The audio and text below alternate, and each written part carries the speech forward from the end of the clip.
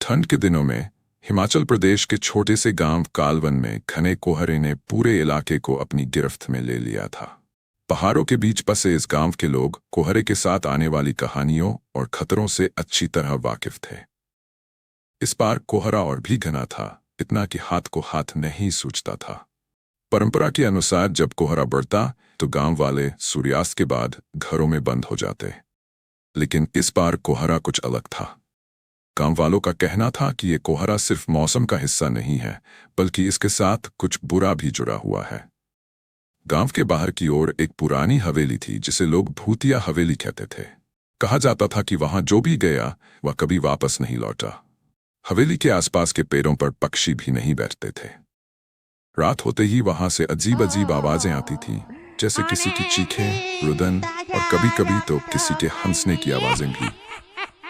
गांव के किशोर रवि, जिसे भूत प्रेत की कहानियों में बहुत दिलचस्पी थी, हमेशा इस हवेली के बारे में जानने को उत्सुक रहता था।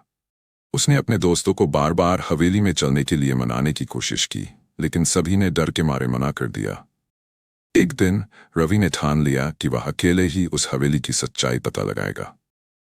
रवि ने अपनी खोज के लिए कोहरे वाली रात को चुना। उसने एक टॉर्च, रस्सी और एक पुरानी डायरी साथ ले ली, जिसमें उसने गांव वालों से सुनी सारी कहानियों को लिखा था। जैसे ही वह हवेली के पास पहुंचा, उसे लगा कि कोहरा और भी घना हो गया है। हवेली के पास पहुंचते ही उसने महसूस किया कि वहां अजीब सी ठंड थी जो उसकी हड्डियों तक घुस रही थी।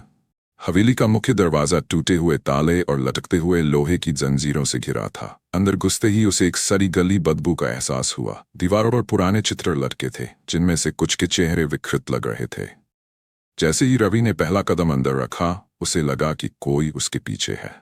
उसने पलटकर देखा, लेकिन वहां कोई नहीं था। अचानक उसकी टॉर्च खुद ही बंद हो गई। टॉर्च को बार बार चालू करने की कोशिश करते हुए उसने सुना कि किसी के कदमों की आवाजें उसके चारों ओर गूंज रही हैं। कौन है? रवि ने कांपती आवाज में पूछा। अचानक दीवारों पर छायाएं उभरने लगीं। वे छायाएं इंसानों की तरह दिखती थी, लेकिन उनके चेहरे नहीं थे। उनमें से एक छाया रवि के पास आई और उसके कानों में फुसफुसाते हुए कहा, तुम्हें यहां नहीं आना चाहिए था।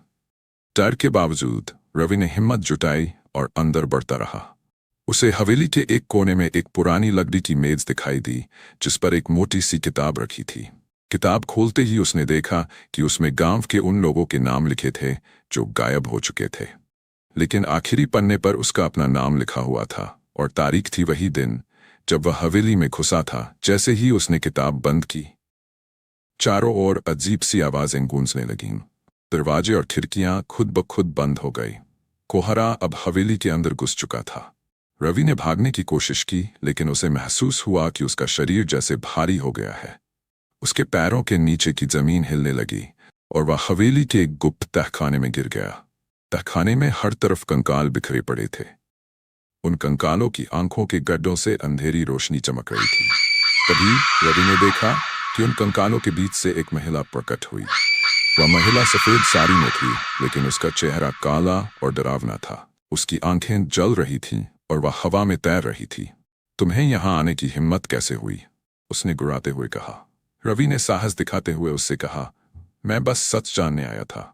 महिला ने जोर से हंसते हुए कहा, सच जानना चाहते हो तो जान लो। उसने अपना हाथ उठाया और हवेली के सभी दरवाजे और खिड़कियां गायब हो गई।